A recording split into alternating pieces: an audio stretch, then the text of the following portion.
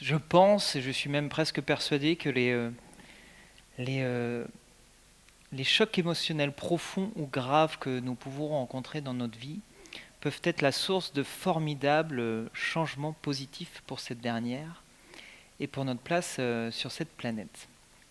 Je m'explique. Quand j'avais 15 ans, ma grand-mère, qui était terriblement pieuse dans la religion, très catholique, très croyante, m'emmenait à la messe très régulièrement, et dont j'étais très proche pendant toute ma jeunesse, ma grand-mère décède. Elle décède avec un courage qui me laisse perplexe. Premier choc émotionnel de ma vie, je me pose la question de la religion, de la spiritualité. Quelques années plus tard, j'ai 22 ans, je suis sur les bancs de l'école, et à 22 ans, un camarade qui a le même âge que moi est terrassé par une tumeur au cerveau. Et je me pose là la question de notre petitesse, de notre fragilité, du sens de ce qu'on est et de la chance qu'on a d'être en vie et que cette chance est très fragile. Quelques années plus tard, ma compagne, avec qui je partageais, ma première compagne avec qui je partageais 6 ans de vie commune et avec qui j'étais destiné à avoir une vie belle et heureuse comme dans les contes de fées, m'annonce un 24 décembre qu'elle me quitte pour aller dans les bras d'un autre. Choc émotionnel, je me pose la question de l'amour, de la vie à deux, de la vie de couple. Quelques années plus tard encore, mon père décède, 64 ans, d'un cancer, entrepreneur. Il travaille 10 heures par jour, de 8 heures à 20 heures, ça fait même 12. Il y a quelques temps de repas quand même, mais bon. Travailleur acharné, il décède à l'âge de 64 ans, au moment où il pourrait commencer à profiter. Et là, je me pose la question du travail. Et là, plus récemment encore, un collègue et ami avec qui je travaille depuis 17 ans, 18 ans maintenant, fait un AVC dans mon bureau de mon entreprise. On est collègues. Et on l'emmène tous aux urgences et toute la petite équipe ici à Caen. On l'emmène aux urgences et on attend dans la salle d'urgence de savoir s'il s'en sort. Heureusement, il s'en sort. Mais je me pose là encore une question. La question de ma responsabilité en tant qu'entrepreneur, ma responsabilité sociale. Bref, quand j'ai préparé ce TEDx, mon ami m'a dit mais quelle vie de merde t'as. Finalement, j'ai pas une vie de merde plus que vous. Vous traversez exactement les mêmes épreuves, les mêmes chocs émotionnels. Je pense qu'on traverse tous ces épreuves. Ce qui est intéressant, c'est ce qui vient peut-être ensuite. Moi, quand j'ai analysé un petit peu tous ces chocs émotionnels au fur et à mesure que ça arrivait, je me suis rendu compte que il y avait des modèles sociétaux qui étaient là depuis toujours et qu'on nous avait servi telle une soupe depuis qu'on était tout petit. Et pour tous les grands domaines de la vie. Par exemple, je parlais de la spiritualité. La spiritualité, elle est accaparée depuis des dizaines et des centaines d'années par les religions. Alors certes, je pouvais avoir le choix, faire comme ma grand-mère, prendre le catholicisme. J'ai même le mode d'emploi qui va avec, c'est magnifique. Mais j'étais pas forcément en accord avec ça. Et je me suis rendu compte que c'était pas forcément évident de changer de modèle et de changer les modèles, surtout quand ils étaient partagés collectivement.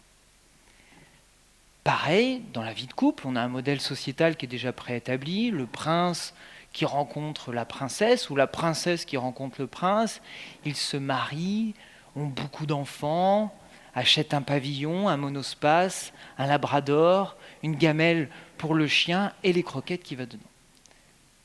Pareil, moi j'ai toujours eu un peu de mal avec ce genre de modèle, et surtout avec le choc émotionnel que j'ai vécu, j'ai préféré sortir un peu des sentiers battus, et j'ai préféré baser ma relation avec ma compagne actuelle, par exemple, plus sur le partage de projets, plus que sur le partage de promesses. Et puis vient la question justement du travail, la question du sens de ce qu'on pouvait faire 7, 8 heures, 9 heures par jour dans un bureau. Je parle pour moi, mais je pense qu'il y en a beaucoup d'entre nous qui travaillons dans des bureaux. Mais peu importe, de ce qu'on fait pendant 7, 8 heures, 9 heures par jour, je me suis posé la question de est-ce que j'étais pas en train de suivre ce modèle sociétal de oui Jérémy, tu vas sortir d'une école, tu vas avoir un bon petit CDI, tu vas devenir cadre d'une entreprise, puis tu vas gagner de l'argent, puis ça tombe bien, ça te permettra d'acheter ce pavillon, ce monospace, ce chien, la gamelle et les croquettes qui vont dedans. Et là aussi, je me suis dit, est-ce que je ne rentre pas dans ce modèle de société où on a transformé l'être par l'avoir? Est-ce que finalement, on n'est pas tous en train de travailler plus pour avoir que pour être en rapport avec ce qu'on est réellement? Et effectivement, comme Harry l'a dit tout à l'heure, je suis peut-être un petit peu atypique dans mon style d'entrepreneur ou de travailleur, je ne sais pas. Mais effectivement, j'ai remis un petit peu tous ces modèles classiques en question et j'ai décidé de me raccrocher à l'essentiel. J'ai décidé, par exemple, d'habiter plutôt dans une petite cabane en bois de 19 mètres carrés plutôt que dans mon pavillon de 100 mètres carrés. J'ai décidé, parce que ça avait du sens pour moi, de faire 2 mois de colonie de vacances, parce que j'étais au contact des autres et que je pouvais transmettre aux plus jeunes et échanger et apprendre. J'ai décidé récemment, avec ma compagne actuelle, de me lancer dans la permaculture. Depuis quelques mois, on plante des choux. Ça va la faire rire, elle n'aime pas que je ne dise ça. Enfin, la rhubarbe, on va dire. La framboise aussi. Enfin, bon, bref, j'apprends. La permaculture. Et puis la boulangerie, et ainsi de suite. Je fais un tas de choses. Et j'ai décidé également d'arrêter de travailler 10 heures par jour dans mon bureau si j'avais besoin que 3-4 heures et que le reste du temps, j'étais peut-être plus utile à faire quelque chose qui avait du sens pour moi. Alors voilà où je veux en arriver. Je me dis, finalement, tout ce que j'ai fait, ça m'a reconnecté à l'essentiel. Et ça, je vous pose la question, si vous essayez de fermer vos yeux et de vous souvenir des meilleurs moments de votre vie, faites le test, vous verrez, tout de suite ou plus tard, que les meilleurs souvenirs de votre vie, ce ne sont certainement pas ceux où vous avez possédé quelque chose, où vous avez acheté quelque chose. Ce n'est certainement pas la nouvelle voiture ou la nouvelle boucle d'oreille qu'on vous a offert à Noël. Vous allez voir que les meilleurs moments de votre vie vont vous reconnecter à l'essentiel. Ce sont souvent des moments que vous avez partagés avec les autres ou reconnectés à l'essentiel qu'est notre planète, la nature. Souvent, c'est une balade en forêt, un super coucher de soleil, cette randonnée que j'ai fait en montagne, je suis arrivé au bout, ou alors ce repas en famille ou entre copains. Et de là, finalement, je me suis aperçu que tous les changements que j'avais opérés dans ma vie, ils me reconnectaient à l'essentiel qui était la nature, notre planète. Et ça tombe bien parce que le plus grand défi auquel on fait face aujourd'hui, c'est celui de sauver la planète. Effectivement, dans quelques décennies, si on ne prend pas les choses en main dès maintenant, effectivement, notre planète n'existera peut-être plus.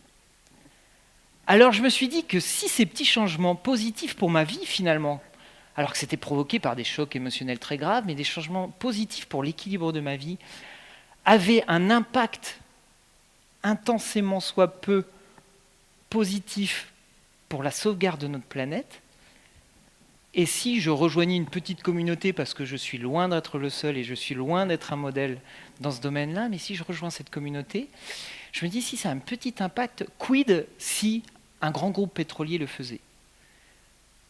Quid si un grand constructeur automobile faisait la même chose? Quid si l'éducation nationale le faisait? Alors je vous pose ce défi, parce que demain vous allez vous lever, vous allez avoir votre réveil qui va sonner, vous allez faire « oh non ». Vous allez aller au travail. Et je vous pose cette question de est-ce que ce que vous allez faire là, au travail, demain, pendant 7 heures de votre journée, a réellement un sens pour vous?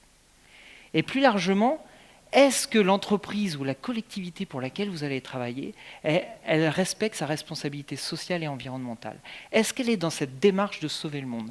Parce que si nous, petits individus, on a un petit impact, imaginez ce que ça donne si toutes les entreprises font face à leurs responsabilités. Alors à vous de décider si vous avez envie de faire partie d'une entreprise coupable, ou peut-être plus d'une entreprise solution, si vous avez plus envie de travailler dans l'exploitation, ou plutôt dans quelque chose de plus raisonné. Est-ce que vous avez envie de faire partie d'une entreprise coupable ou d'une entreprise solution? Telle est ma question ce soir. Et si nous, petites PME, de Normandie, de Paris et de Caen, on a réussi avec quelques individus à changer beaucoup de choses, alors que nous n'en sommes qu'au début, alors que nous n'en sommes qu'à l'initiation, et si nous avons réussi à réduire nos déchets, nos impressions de 80%, si on a mis un petit compost de bureau qu'on partage avec le restaurant en bas de notre bureau, et si nous venons de lancer une plateforme pour justement mettre en relation des jeunes qui cherchent du sens dans leur vie professionnelle avec des entreprises qui veulent sauver le monde, cette fameuse plateforme It Makes Sense, si nous avons réussi avec notre petite entreprise, alors c'est faisable partout. À vous de relever ce défi et individuel, de partir de vos chocs émotionnels pour changer vos propres vies, mais au-delà de ça, aller plus loin, convaincre les autres, convaincre que la société et les modèles économiques doivent faire face à leurs responsabilités sociales et environnementales. Et c'est comme ça, et c'est la seule solution si demain nous voulons sauver le monde. Merci à tous.